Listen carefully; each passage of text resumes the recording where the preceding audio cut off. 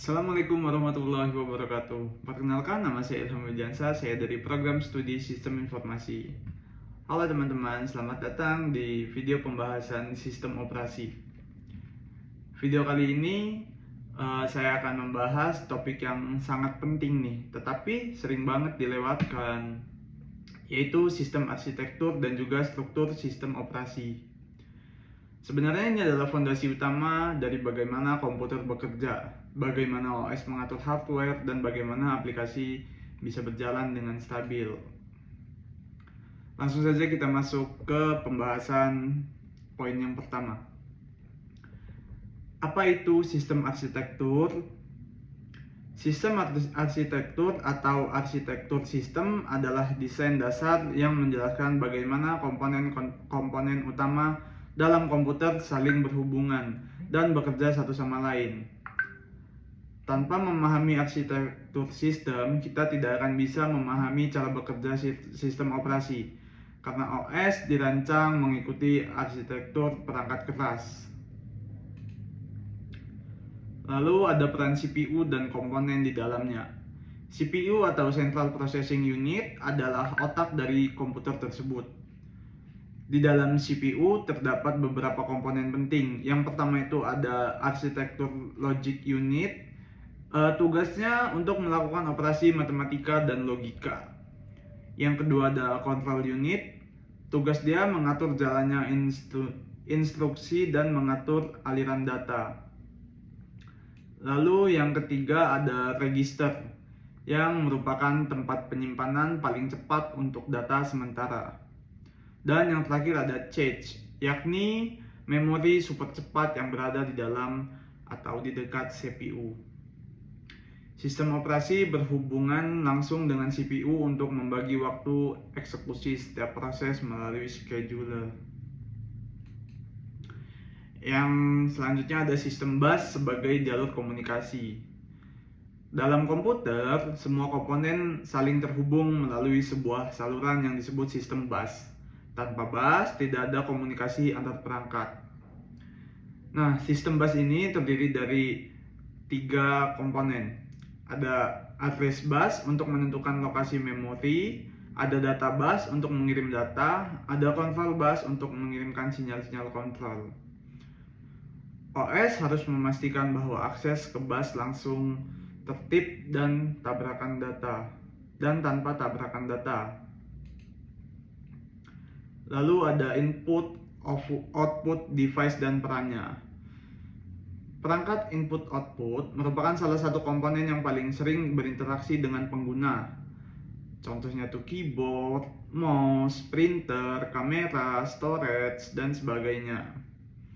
Masalahnya adalah perangkat input atau output jauh lebih lambat daripada CPU. Oleh karena itu, OS menggunakan mekanisme seperti interrupt, buffering, dan spooling untuk memastikan sistem tetap responsif. Selanjutnya itu ada Direct Memory Access atau DMA.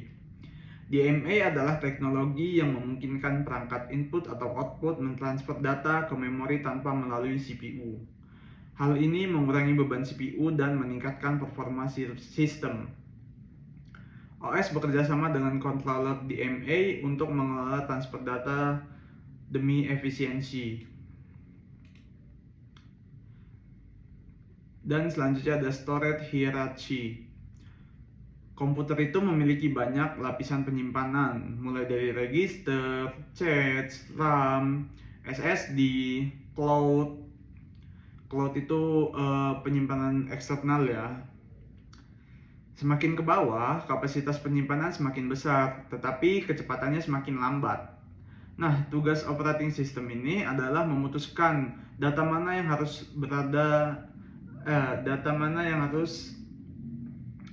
berada di level mana. Jadi seperti menyesuaikan. Nah, selanjutnya kita masuk ke struktur sistem operasi. Ada monolithic, layered, dan microkernel. Jadi arsitektur yang digunakan OS itu, yang pertama tadi saya sebutkan monolithic kernel. Semua fitur inti OS berada di dalam satu kesatuan besar. contohnya Unix tradisional. Yang kedua ada layered arsitektur. Penjelasannya, OS dipisah menjadi lapisan-lapisan di mana tiap lapisan hanya berinteraksi dengan lapisan di bawahnya. Yang ketiga ada microkernel. Itu hanya fungsi inti yang berada di dalam kernel. Modul-modul lain dijalankan di mode user. Contohnya ada macOS, ada QNX. OS modern seperti Linux dan Windows menggunakan hybrid, gabungan dari monolitik dan modular. Selanjutnya ada booting dan inisialisasi OS. Proses booting dimulai dari BIOS atau UEFI.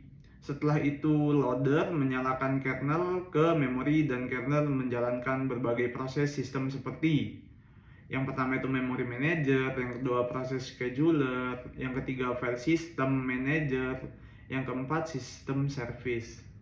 Barulah kemudian user dapat login dan menjalankan aplikasi. Lalu ada sistem programs. Sistem operasi menyediakan banyak program bawaan seperti file manager, terminal, proses viewer, setting, drivers, utilities.